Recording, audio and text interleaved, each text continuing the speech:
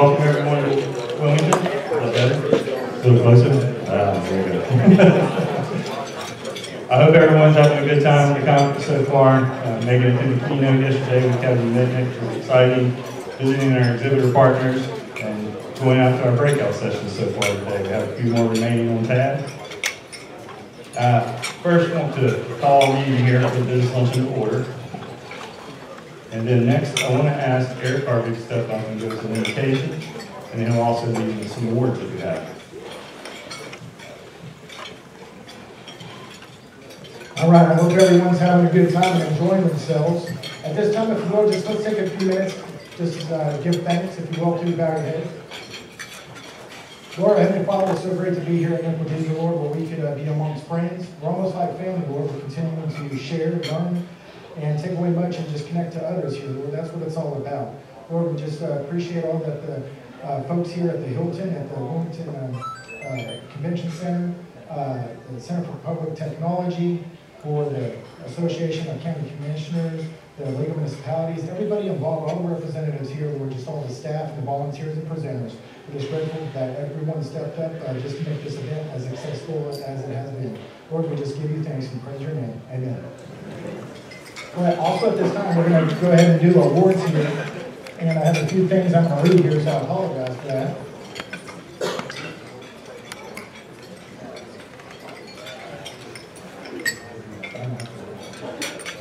Okay. All right, so at this time, I want to recognize an honorable mention for the James Cooper Award. But before I do, I just want to give you a little information about the James Cooper Award and what that means to us here at NCLGISA. So NCLGISA is an organization built on the willingness to help fellow members by offering experience, skills, and knowledge as a service. Jim Cooper personified this giving spirit that keeps NCLGISA going. We have named this award in his honor and give it to the members who have demonstrated outstanding performance for the benefits of their agency members.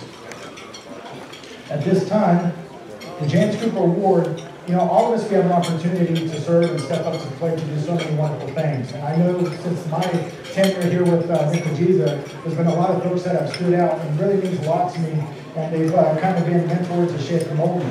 But to personify the James Cooper Award, the very first ones we have here, just honorable mentions, are, the first one is going to be the city of Durham and Durham County. But more specifically, we have Carrie Good from the city of Durham. Is Carrie here? I don't think Carrie was aware of this. Okay, Carrie does not seem to be here. So Greg Morrow with Durham County. Is Greg here? Come on, Greg, come on up here. We can. Let's give Greg a round of applause.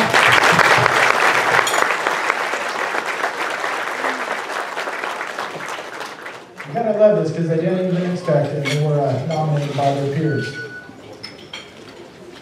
So,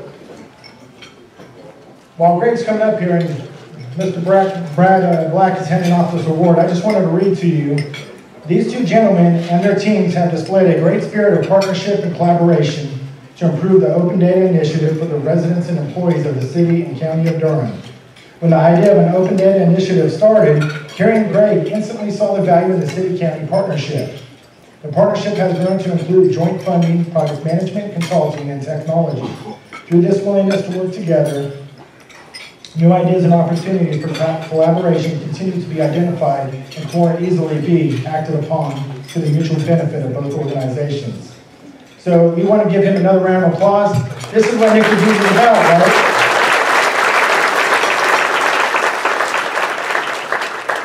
All right.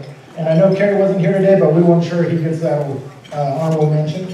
And at this time, I would like to recognize the actual winner of the James Cooper Award. And this came from Michael Wilcox, a gentleman who that supported this nominee.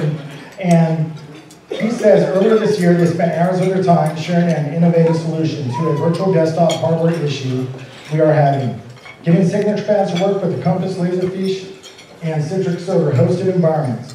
The solution was obviously the result of hours of development and testing on their end, and they delivered it to us practically turnkey. Chris followed through with a lot of proactive check-ins to make sure things were going well and to see if anyone had questions. This kind of foresight and contribution to the success of other agencies lifts the caliber and value of local government as a whole. Chris and company embody the spirit of collective collaboration of NCLGISA and the James S. Cooper Award. Submitting this at this time, last minute, he didn't know if he had enough time to go into greater detail, but we appreciate Michael Wilcox for nominating for the James Cooper Award presented to Chris Stone and Chris Cowan of Wayne County Government for sharing knowledge and helping fellow members of NCLGISA. So Chris Stone and Chris Cowan, if you'll please come up and accept this award.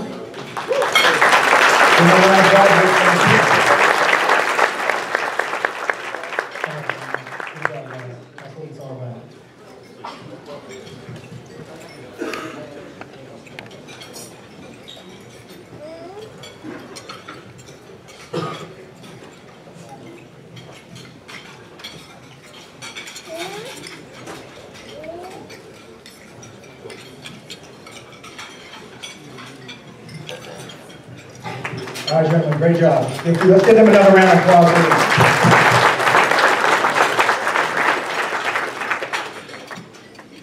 Okay, now we do have one more award here, but this is for two folks. And at this time, I'd like to recognize Susan Lohman. Susan, if you will, please stand. I just want you to be recognized. You don't have to speak. There she is, I'm sorry. All right. Susan Lohman just recently retired from Catawba County. She obviously, because she retired, has 30 plus years of experience in IT, but Susan's special because she served NCLGISA multiple times, not only as a secretary, pulling us out of some hard times financially. It's good to have folks like her that are willing to drill down and get into the meat and potatoes of what NCLGISA is doing to make sure financially we can continue to thrive and do more of these events. At the same time, she also served on the GMIS board, and she spent a lot of time there. I think the commitment there is 6 years, if I'm not mistaken. So there's a lot of dedication and commitment on her part to serve. And that's what this is about, not only through service, but she's also able to connect to others, share, and just share that knowledge. And that's, again, what NCLGISA is all about. So if we can, let's give Susan Lohman a round of applause. Thank you, Susan. Very appreciated. And not only that, but all our Member Emeritus Award, we, at the Center of Public Technology at the School of Government, we have a paper that has their name on it, and it hasn't been put in place yet, and we couldn't bring it with us to show you, but there will be one put in place, not only for her, but I also would like to mention Bill Stice. So he's getting one as well. If I could have Bill Stice please stand up and come this way. Bill and I and Susan, we were able to talk earlier, and I learned a lot about them. But what's great about these folks is they've been here from, I'm not trying to make fun of them saying they're old, but they are the grandmother and grandfather of NCLGISA. They are some of the ones, they are the ones that when I first came here to NCLGISA, that I kind of was timid, I was a little bit shy, I didn't know how to get comfortable, and you know, just being in IT for the first time and coming to a conference like this could be intimidating. So it's very encouraging to have these folks that were so open, willing to come up to me, make me feel comfortable, and just start talking to me, making those connections so I can build relationships. And because of that, I've been able to grow personally, mature in IT, and I always know that when times are tough and I may not agree with the board or the county manager or leadership, but I have other folks that I can go to that I consider friends and family at any time, and that they are more than willing to help us, because we don't have it all figured out in our shop. So it's just nice to know that I have folks like Bill, who's very experienced and well-known amongst our NCLGISA family. And he'd like to share at this time just a few key moments in his experience with NCLGISA. Thank you, Bill. Most of you are aware I've never lost for words, so thought I'd do that. By the way, my grandchildren all call me Papa, so you're more than welcome to do that if you'd like.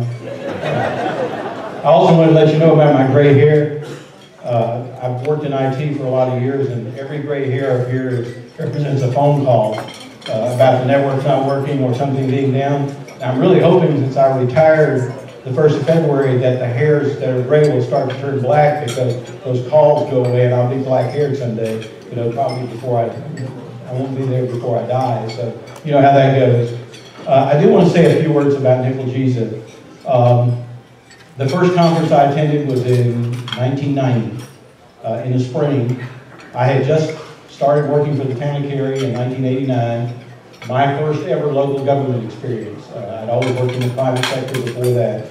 And so I knew very little about government in general, and also didn't know a whole lot about IT at that point. I was still learning a lot, as I still am. But one of the things I knew and found out about NCLGISA was that it was a great organization for sharing, for partnering with other agencies to do special things. I'm not going to mention a lot of names. There are two in particular I'm going to mention, but there are literally hundreds of people who've had an influence on me and who shared and provided me with input and provided me with a lot of camaraderie over the years in NCLGISA. And that's really what it's about. And I want to start that by just saying this. No one person ever invents or creates anything. It's always about the incremental work that a lot of people put together. And I want you to think about that in your agency. Every one of you are pioneers. You're pioneering some concept or something, and you're developing some small thing. If you think about the wireless technology, and particularly the smartphones and other things that we have today, a lot of you are developing apps. Even if they never sell and make a dime, you're still pioneering concepts that will go on, and 3 or 4 or 5 years from now will build the technology that we haven't even thought about today. I remember the first computer I worked on in the 1980s, actually 1970s, was a 9300 series IBM with 4K of memory. K. Everybody probably know, a lot of you don't even know what a K is anymore. We talk gigs and terabytes and zettabytes and a lot of other things. But it had 4K of memory, and it took us all day long to run payroll for 300 employees in the private sector. And we had 3 decks of cards. Everybody know what cards are? Not playing cards. I know some of you in the poker. This is decks of cards that were 80 or 120 column cards. And you had a deck of cards for the operating system, a deck of cards for the application, and a deck of cards for your data. And so you load one, run it, load the other, and load the other that way.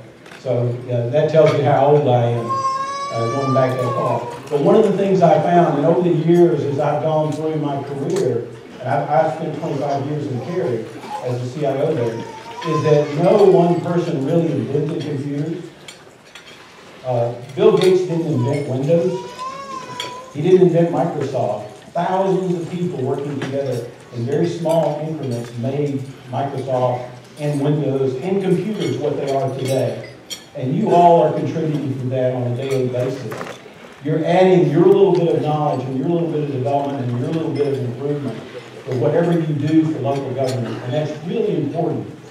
And you need to think about that and remember that when you go back. There are days that you're going to feel like, man, I just feel like today was a total waste. But in reality, it isn't. You know, a lot of us old-timers, and I think I'm probably the oldest person in the room, but a lot of us old-timers, we like to sit and think about all the good old days. Well, I can tell you, I wouldn't trade the day for 1,000 days 20 years ago, and how we have to do things today, then as compared to today. So be proud of what you do, be proud of what you accomplish, and more than anything else, I would encourage you to be proud of this organization. When I first came here in 1990, I think I've attended, out of 25 years, which is 50 conferences, I think I've made 47 or 48. I can't remember how many for sure, but I think it's about that. But one of the things that's important to me about it is the networking and working together in that way. And the 2 names I want to mention are a gentleman who is no longer with us, but who was many, many years ago a very key part of NCLGISA during my tenure. And that person was Russ Goff. Anybody in here ever know Russ? Or maybe some of you do. Russ Goff was a mentor to me in a lot of ways. Russ was the IT director for Wake County. He, to me, exemplified what the spirit of NCLGISA is. And I really learned a lot from him just about the spirit. When I first came to Cary didn't have a plotter for GIS. And for 3 years, Russ Goff and Wake County plotted every plot that we needed for free. That's the kind of nature that Russ Goff had. He connected all 12 municipalities in Wake County up to the county's network and was willing to pay for the connection, the router, and everything. If you had a network, you could plug in, and he supported it for every municipality in the county. Now, we're talking in the early 90s that happened. And that was just something that didn't happen in those days.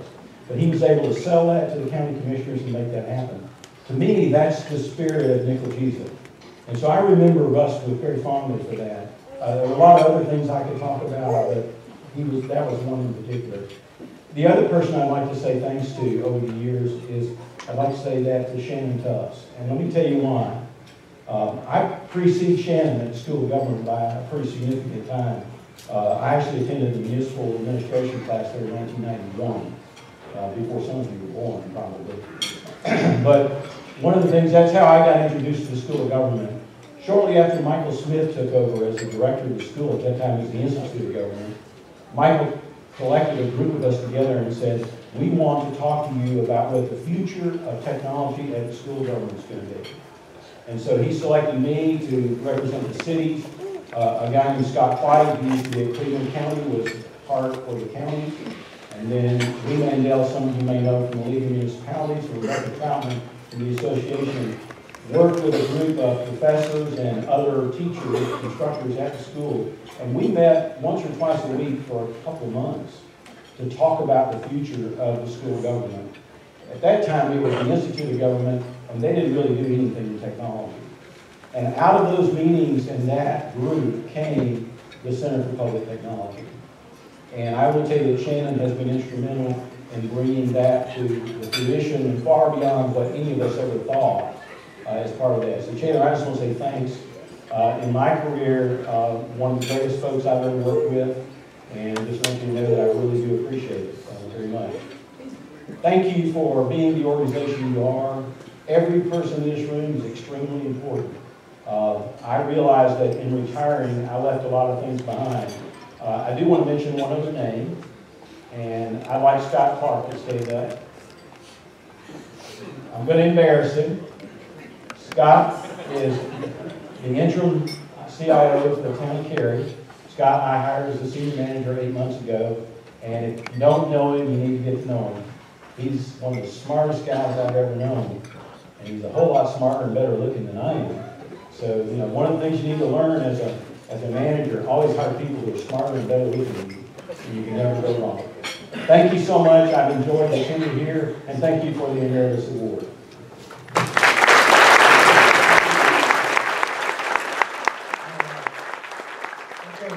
Just quickly, I'd like to just recognize Helena Harris, the membership committee chair, just for her efforts in coordinating and trying to organize the awards. I appreciate all of her help and assistance with that.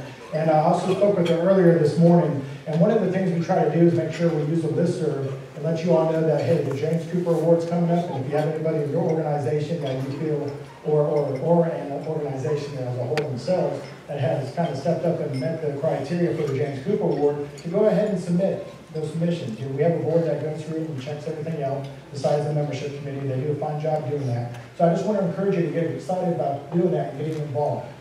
All right, thank you. At this time, Brad.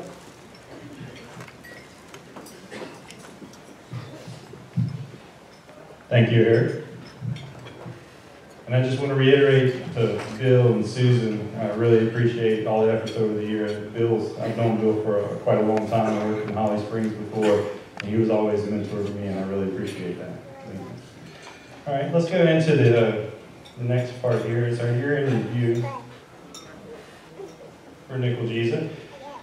This year, currently, we have a parent organization, GMIS, that we worked with in the past, and you've all been a member by default in NCLGISA. So they came back to the table and they've asked us to change some of those membership requirements. Greg Castle here with the bylaws committees has worked over our time in the last about a year with them to try to work out some of the dynamics of what we might want to change about that membership agreement. And now we actually have an associate membership agreement with GMIS.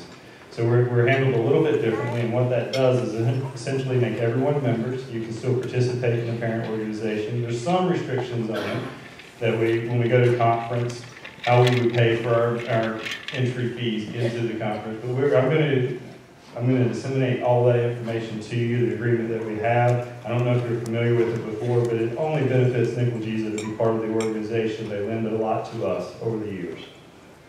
I'd also like to say that this year we've had a lot of transition going on.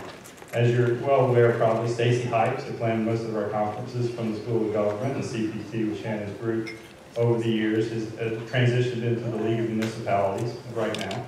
And we really appreciate all the efforts that she has put forth over the years. We're still going to have a connection with them, I believe. Ryan Drone is here with us from NCLM right now, back there in the back of the room.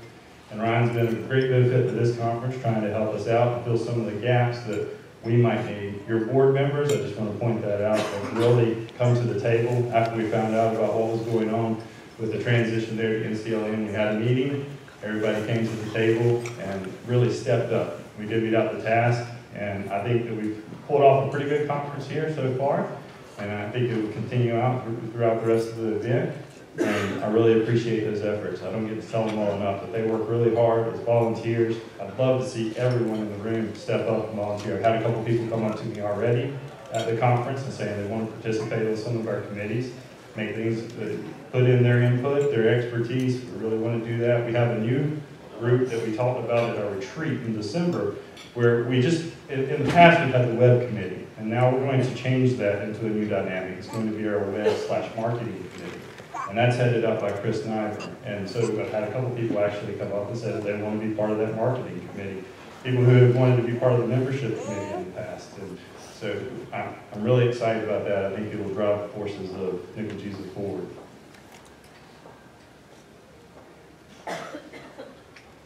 But like I said, I just do want to reiterate how well our board works together and how well they do to support you. And if you have any questions or any needs across the board, come to me, seek out one of these members. I think Felina mentioned this yesterday.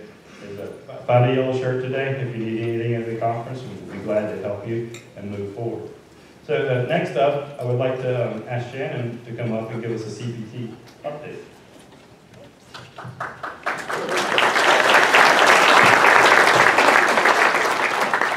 I never carry my phone up here, and it's not to text or anything, but I wanted to read one announcement because I think there's a couple of training opportunities that you guys should know about. And I know Leslie went through this training last year. So Willow Jacobson, if you don't know her, you should get to know her. She's a redhead fireball from the School of Government. She runs a program that's called the Local Government Federal Credit Union's Fellows Leading for Results program. Apply. She wants more IT people. Leslie went through the program, and we had somebody else. I think Ryan went through the program, not Ryan John. Was there any other folks from the IT space that have gone through that particular program? It is sponsored 100% by the Local Government Federal Credit Union. It is tuition free, and they pay your travel and hotel. It is a 2-week intensive, so there's 2 separate weeks that you come to the School of Government. Applications are due by June 5th. I'm announcing this so that I can put it on the listserv like right now when I sit down. So definitely take a look at that. I think you would be well served by spending those 2 weeks. Right, Leslie? Leslie said it's excellent, and you should trust what she says. So definitely take a chance to go to that and apply for that program. It's designed for folks that are moving up in their careers, ideally really looking at technical staff who are moving from line responsibility to management, up-and-comers who are the next generation of leaders, and new managers who want to learn more about how to manage their organization. Those of you who attended the pre-conference on Tuesday afternoon and we did the Leadership Challenge materials, that's what she covers in much more detail than we did in that session. So take a look at that. The CIO program will be kicking off in August.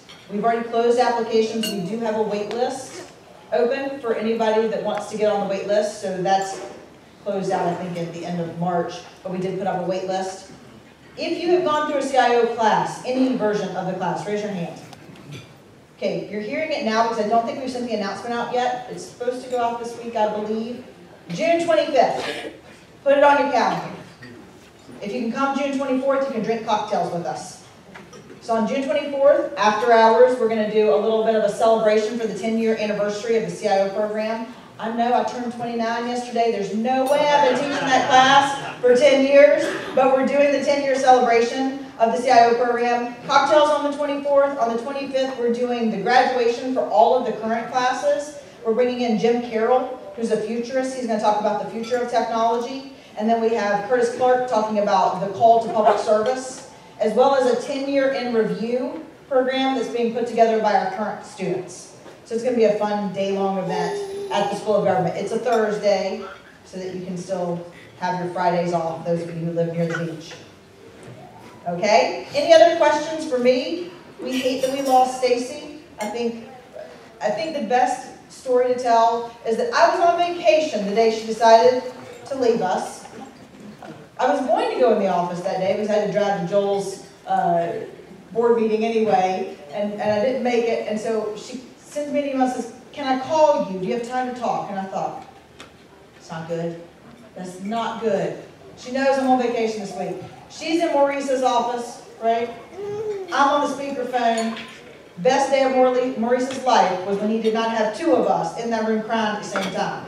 She was crying, I was crying. She lasted longer than any marriage I've had.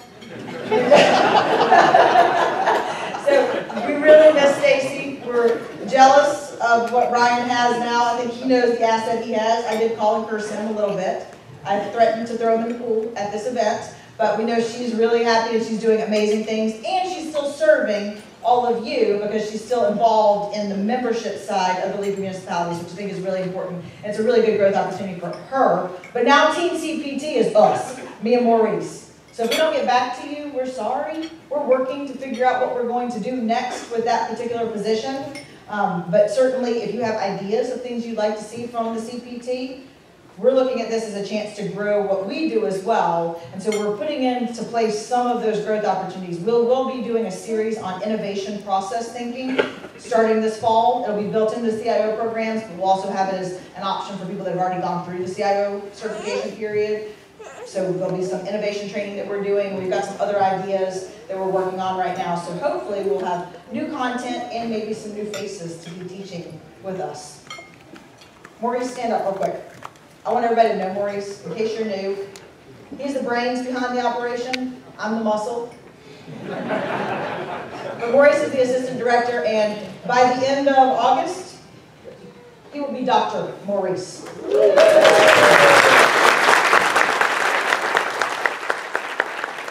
going to be transitioning. He's not leaving us, but he will have a faculty appointment at the School of Government the minute that paperwork is signed.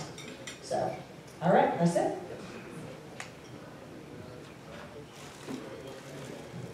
Thank you, Shannon. Obviously, Shannon doesn't know how much we depend on CPT for a lot of our services, so even though you're down to 2, it doesn't matter. We're still going to come at you with everything. All right, next up, I have, and I don't want to mess up this name, so I'm really glad that one of these names has changed. But we have our fall conference update, so we have some representatives from the city of Winston-Salem, Karen Wall and Alex Collins, and they're going to come up and they're going to talk to you a little bit about our transition to Winston-Salem in the fall of this year. Please welcome them.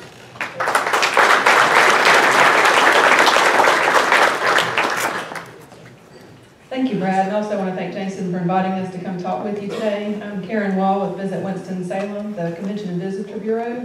So I wanted to share some information with you on Winston-Salem today. How many people have been to Winston-Salem in the past five or so years? All right, quite a few of you, that's good. Have you noticed a change in Winston-Salem since you've been there maybe 10 or 15 years ago to the last 5 years?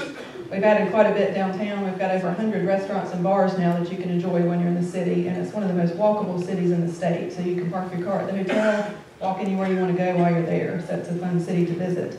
Two of the cool facts. One, that I read this morning in the Business Journal, the Scoutology travel blog has just come out with a list of the top 16 seafood restaurants in North Carolina. Kind of surprised me also. The Oceanic here in Wrightsville Beach is number 2 on the list. Number 1 on the list is King's Crab Shack and Oyster Bar in Winston-Salem. That's just 1 block from where you're going to be staying in the fall. So, interesting fact. The other thing is the Mass General Store. Anybody here been to a Mass General Store before? It's a great place to go. They just opened their newest store a couple of blocks from the hotel in Winston-Salem. So if you like that store, you need to find some time to shop. If you haven't been, make sure you find time to shop there. It's a great place. We'll go ahead and show a quick video now just to give you a taste of the nightlife in Winston-Salem, and I'll turn it over to Alex.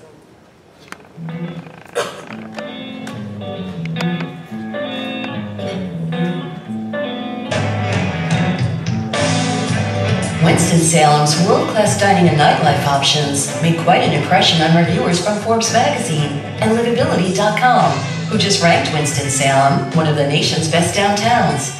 But locals have known that for years, and they're eager to share the history and variety that make Winston-Salem so unique.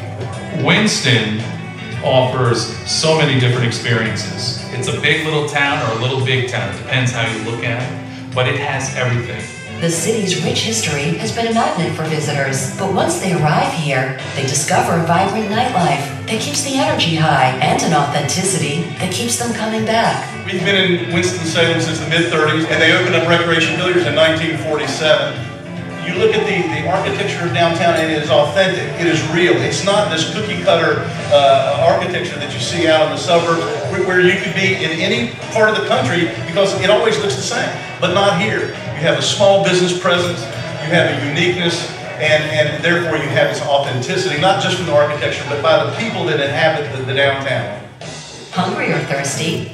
You can enjoy steaks and fine wines from regional vineyards or craft breweries, and farm-to-fork plates made from the freshest local ingredients. There's definitely a regional influence, this southern flourish to a classic chef-driven food that's comfortable and recognizable, but something that will definitely pique your interest. Families can enjoy downtown too, from sidewalk chalk for the kids to home-cooked meals and regional favorites. Winston-Salem truly has something for everyone. This is about community, and so when you come from out of town, you come into this place, it's about that spirit. We're lucky to enjoy a camaraderie between the nonprofit arts organizations and theaters that exist here and the restaurants, retail, and nightlife that offer families and individuals a fun, enjoyable way to spend a day or an evening. To learn more, go to visitwinstonsalem.com. So my name is Alex Collins, and I represent the place where the convention will be taking place, but I wanted to tell you something really quickly. My brother, when I went to college, gave me a great piece of advice. He said, find the person on your floor that has a car, and make friends with them on the first day. So I was thinking about that. Would I ever be able to provide a piece of advice like that to anybody else? And I came up with it, and I tell it to every new person that starts at where I work or wherever they're starting.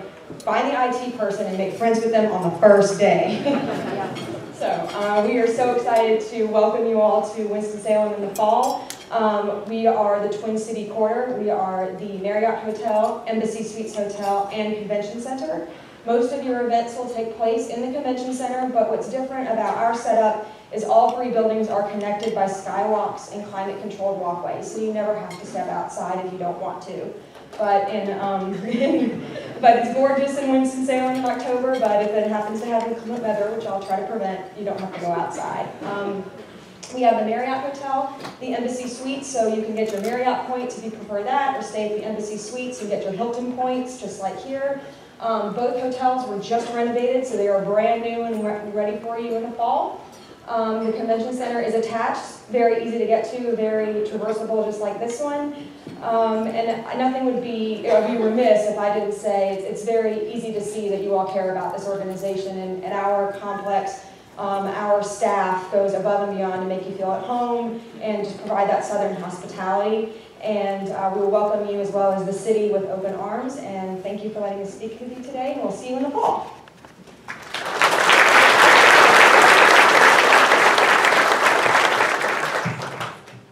Thank you, Alex and Karen. I know we're going to have a wonderful time there with several board members that have gone up and visited the site. And so I feel like we've picked a site that's going to support our organization. As you see here, we've had, I think it was 384 people that registered for the conference this year. And this room is full. It's the most full I've ever seen it in the past. And then the other day when we had the keynote, we had people lined up against the back wall here. So we really appreciate you guys supporting NCLGISA and coming to the conferences. And I think that we'll carry that over into the fall of 2015 here. So the next item that we have up is our committee report. And is Chris Snyder, he's back here behind the camera. Do you mind coming up and giving a website marketing committee report?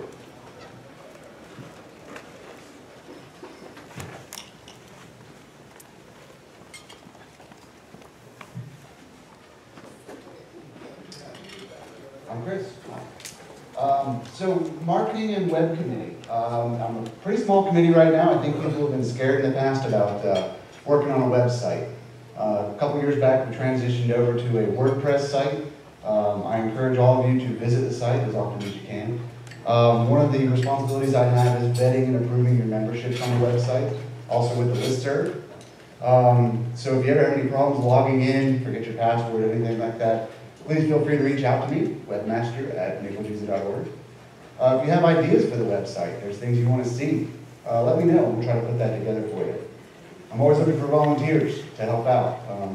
Kind of a small committee at this point.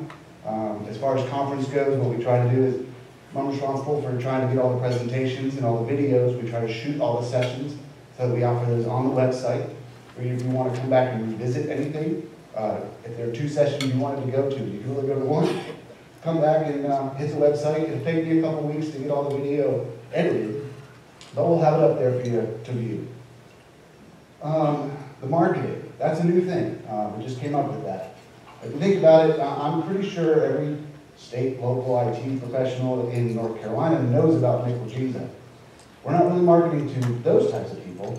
The intent is to market to our city managers, our county managers, our commissioners, to show the value of this organization to them and the value of IT in their organization. So one of my brainstorms here, I'm going to try this out tonight.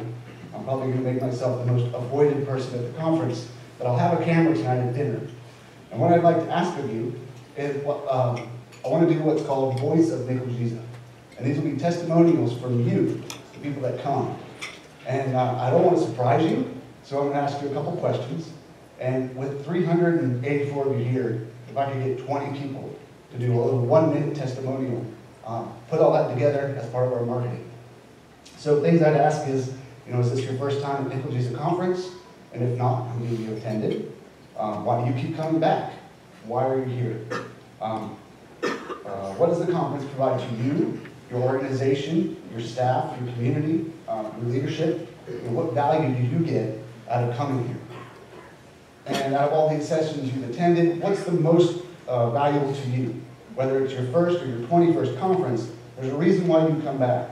And I want to capture that so that we can put that out there so again, our leaders can see there's a reason to keep this in your budget.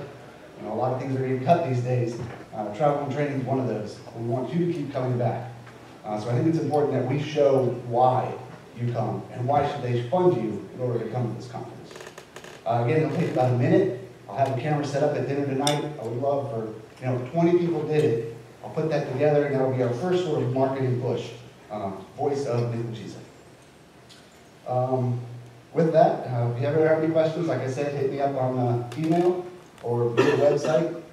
Always looking for people to help the marketing thing. If you want to be on the committee, if you're scared of websites, we could certainly use you for marketing. I think we'll probably start going to city county manager events, set up booths, get our voice out there. Again, why do we do this? Why should they keep funding us to come here? So with that, I think that's it. Thanks. Thank you, Chris. I encourage everybody to get with Chris tonight and perform these videos because I think it will help us all to get our word out to the management team. And if you want, I have some glasses here so you can hide behind them if you'd like. All right. The next group that I want to bring up is professional development with Chris Koltic, our chair. Yeah, bring him with you.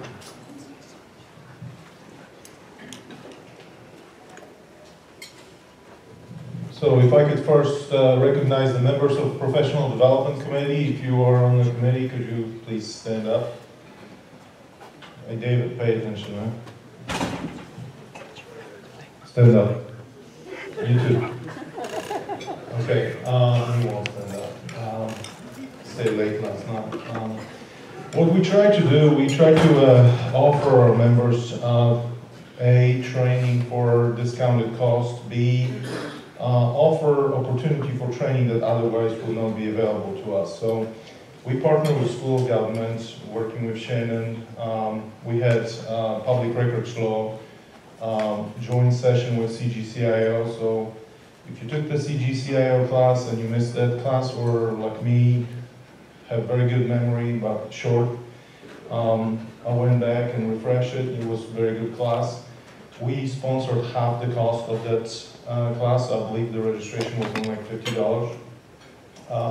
What we also do, we had 5 sessions throughout the state, small boot camps, Citrix, very well attended.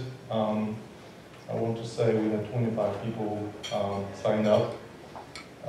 We also have training vouchers.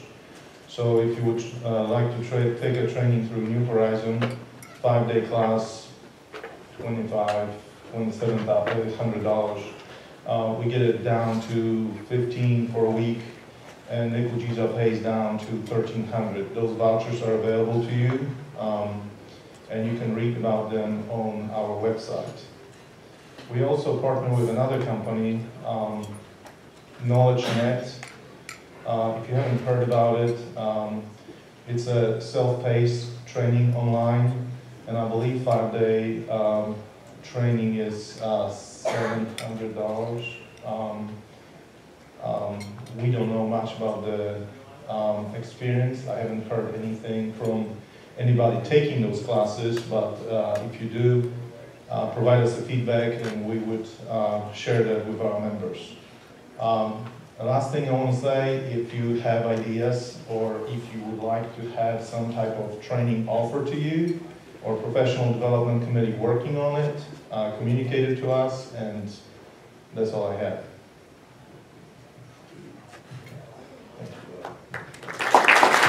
Thank you, Chris. And I know Chris is also partnering with CPT and to align with the CGCIO program to bring alumni of that program back in for the training also, not just limited to the people that are in the classes. And I appreciate his efforts. I do want to mention one thing, is I know that since I came into NCLGISA, Chris has taken over professional development and it's been wonders above what I saw before. And Chris, I do want to express my appreciation for everything you've done there, because now we have 3 tracks. We have the New Horizons, like you said, the KnowledgeNet. We have a larger event that we will have within the year that's in the budget for this year, and then the organization cooperation with CPT. So those things weren't available when I first came around as a whole, all those, so I really appreciate all of that news. Next up, I would like to bring up Lena Harris from the membership committee.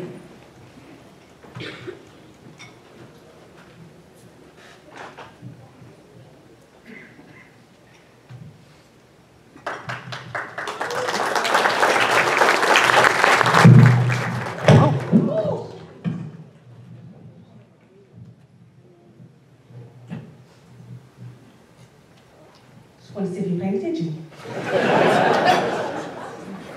I am not embarrassed. All right. I am the president, excuse me, not the president, but the membership chair, the president of NCLGISA. Okay. Membership chair, I'm catching my breath now. Okay. The membership chair of the of NCLGISA, and I wanted the membership committee members to stand at this time. There we go. Thank you all. They work very hard, and we have a couple of meetings throughout the year, and actually we had a face-to-face meeting back in December and another one a few days ago. I'm still catching my breath. Okay. Another one a couple of days ago, and thank you all so much for the hard work that you do. One of the main things that we've been talking about is the regional meetings. And our next regional meeting will be held on June 26th. So please write that down. And that will be in Newburgh, North Carolina. And is Dennis Holt here? Is he here? He's not here? Okay. I've been speaking with Dennis about that. And he's very excited about it. I think that's Craven County. In Craven County. So we're very excited about heading to Newburgh. And the next meeting after that will be in Asheville somewhere. That's what we're thinking about, in Asheville somewhere, maybe in September or October or so. So I'm looking forward to those 2 meetings. The second thing that I wanted to say is I wanted to thank Jason for the work that he's done. I'm just calling him out for this conference. It's all for you. He has worked so hard. As they mentioned before, Stacy left to pursue other opportunities, but Jason has stepped up and done an awesome job. Let's give him a hand.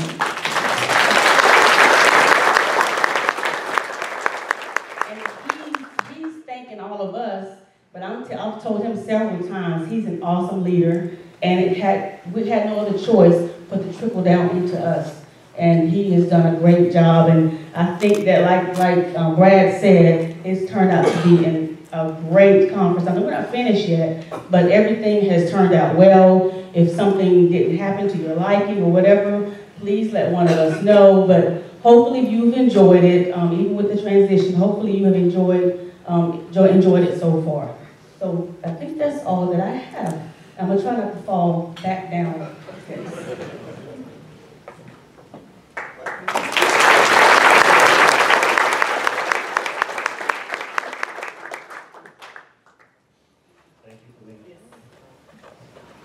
Thank you, Felina.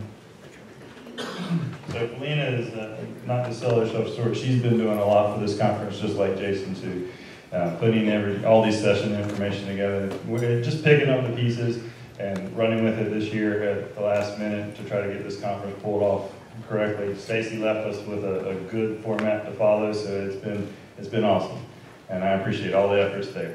So next committee to bring up is business partner. And that's Rex Wilder, it's our chair.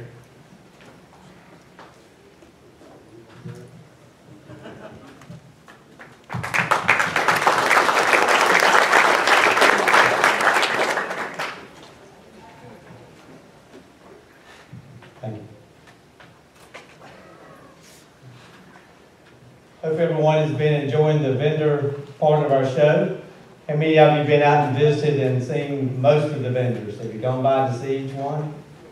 I heard a couple say they hadn't seen many of you out there, so make sure you go by and see them. That's what they're here for, is hoping to get a little bit of your time to listen to them, ask them some questions, and see what they've got to offer, because they paid a little bit of money to be here to help support our conference. And that's kind of what these guys are all about, not only to pay money to help support the conference, but also to provide information to you on new things that they've got going on, whether it's hardware, software, communications, or whatever. So there's a wealth of knowledge out there in those booths if you just take a few minutes and go take advantage of what's out there. Appreciate my committee. If you guys are staying, I've got Rob and Robert and Dan, Francis, Kelly. Who did I leave out? Anybody? So I really appreciate the help from those guys, and also the volunteers. I had Chris and David and Amy and some others who came and helped out with yesterday and today with the vendors, trying to get those guys set up. And hopefully the flow that we've got, the way it's laid out, the traffic flow is a lot better than it was last year. Last year was just kind of an experiment with the new venue as far as the convention center, to see how you could actually lay out 70-some booths or whatever, and make everybody happy. Because believe me, those guys are hard to please. They are a pain in the ass. I know that Shannon and some of the others on the conference committee have seen some of the emails. They're smart. I won't say they're stupid, but they do make some stupid emails sometimes about it. They don't read, but we deal with it. And thanks to my committee, we got them all squared away, got them tucked in and everything. And believe it or not, the car, you would think if somebody was shipping a car here, they'd figure out some way to get it off the truck. Well, they got here and they had no way to get the car off the truck. So thanks to Dale. Look, is anybody from Dale in here? But I think they had 10 or 12 people here and they couldn't figure out how to get the car off the truck. They didn't bring any ramps to offload it here for the test. So they stood out there for a couple hours scratching their heads about what they were going to do with it. But that's a typical vendor for you, I'm sorry. So we'll be in Winston-Salem in the fall. The ladies came up and talked to us, and some different convention centers that we'll try to figure out what's the best layout there for the booths. We had 76 booths here counting the car. I think there were 240 to 50 some individual vendors that registered for the conference. That's the most I think we've ever had. So we're going to try to not let the vendors overcome the number of members that we have, so we're going to try to keep that down. As you know, there's a lot of space out there, and we just don't want to fill it up with vendors. We want to make sure we have quality vendors, so that's where you can play and make recommendations on vendors that you want to see at the show.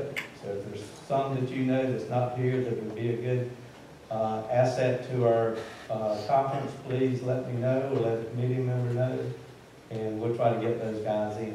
And as I say, they pay a lot of money to be here to help support what our conference is all about, the sessions, the speakers that we have, or whatever. So thanks to you and thanks to my committee. Thanks a lot.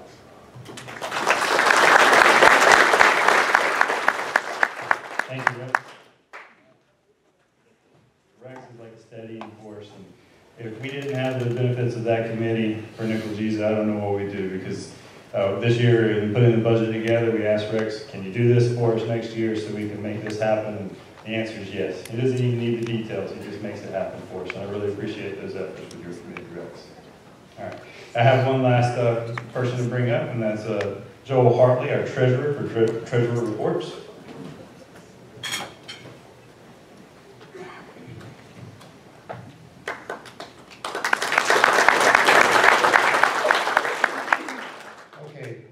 Just a real quick report. I would like to say that our organization is very financially sound. Again, thanks to the business partner committee. So they keep us funded, and our board is very fiscally responsible for any kind of expenditures. I would like to put a quick plug in for our annual audit that will be coming up in mid-August. So part of the surveys that you'll get tomorrow to fill out for the conference, there will be a chance for you to be able to check the audit committee if you would have that interest. So it's only a one-day effort, just a few hours. It coincides with our August board meeting. So if you have interest, please check that. I will be in contact with you. Thanks. Thank you, Joel. And Joel, anytime I need an answer, I go to Joel, because he gets all the questions coming through the financial side of everything, and I appreciate his help. We have one last item here on the business luncheon, then we'll release you and let you go back out to prepare for your sessions this afternoon.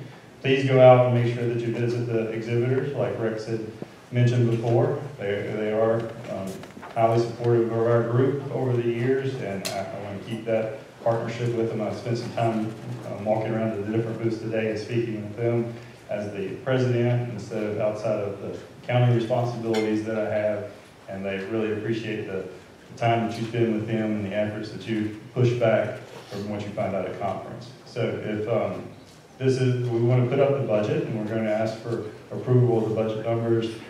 Dante.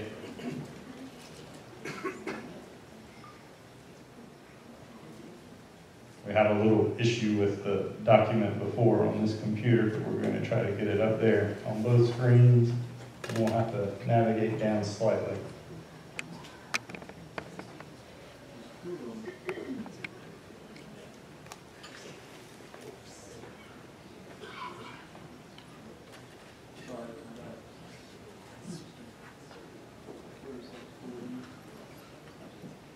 Okay. Well, I did send out the budget a little bit earlier. I'm not sure if we if everyone has received that on their phones since we've been here at conference. I did send it out to the listserv. There's a couple things on it that I'll just speak about. And in the meantime, while Dante's trying to find the file here.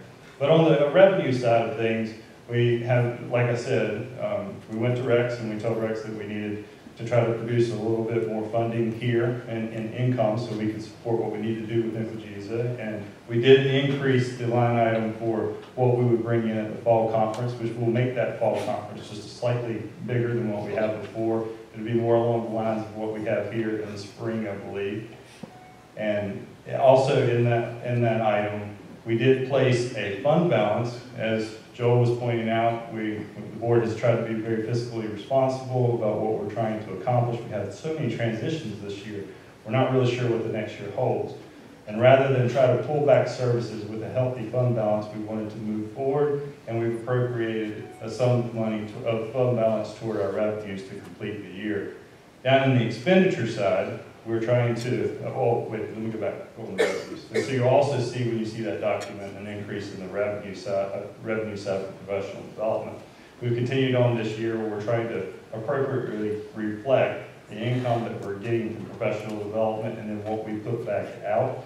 In the past, we had just put a line item in for what NCLGISA compensated. As Chris mentioned earlier, for most of those classes, we contribute $200 as a subsidy to buy down the class price for you. So we're just trying to reflect that appropriately in that document.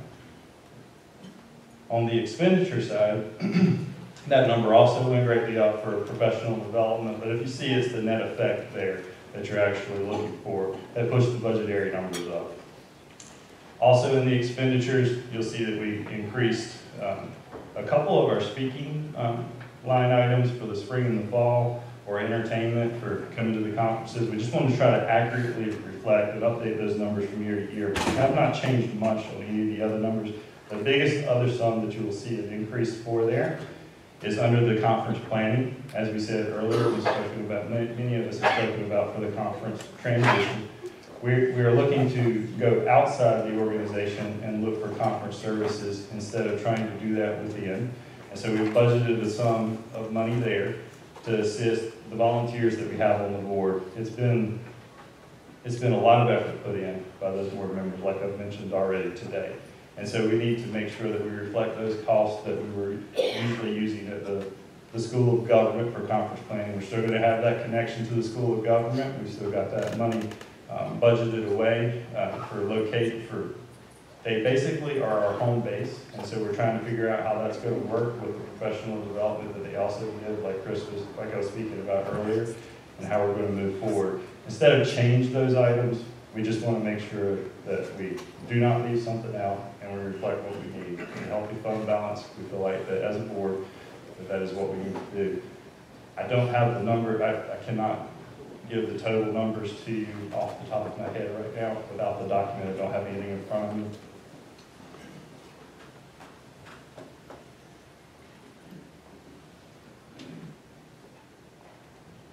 Thank you, Bill.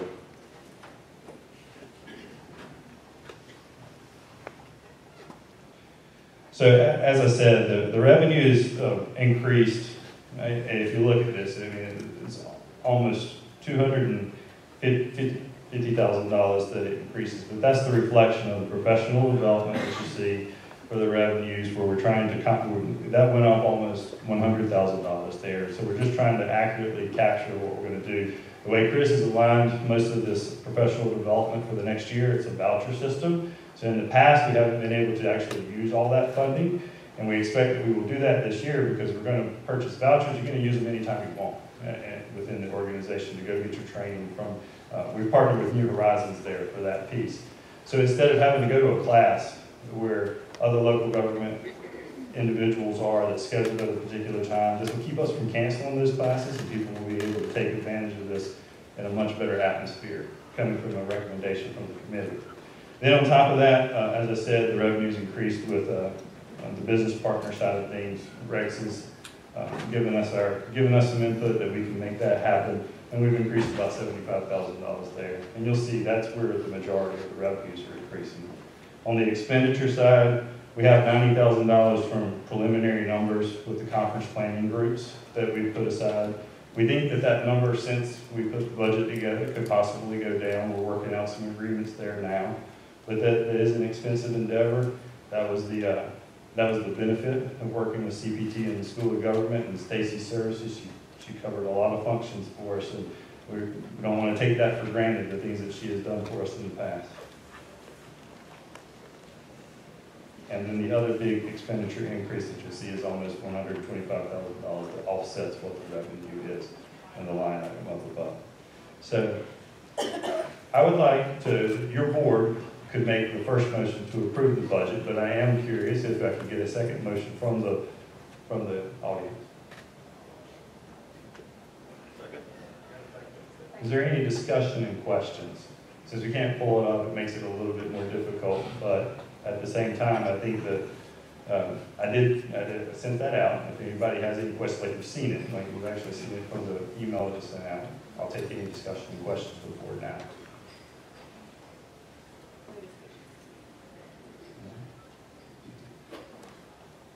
So I have a first, and I said I have a motion to approve and a second. All approved, say aye. Aye. All disapproved, say aye. No, nay? No, aye? Sorry. All that disapprove. All right, budget passed. Thank you very much. I just want to say, from here on out, we've got a couple more sessions. Please go visit those exhibitors, go through and speak with them, have some talks, and I appreciate everybody coming to the conference this year. Thank you very much.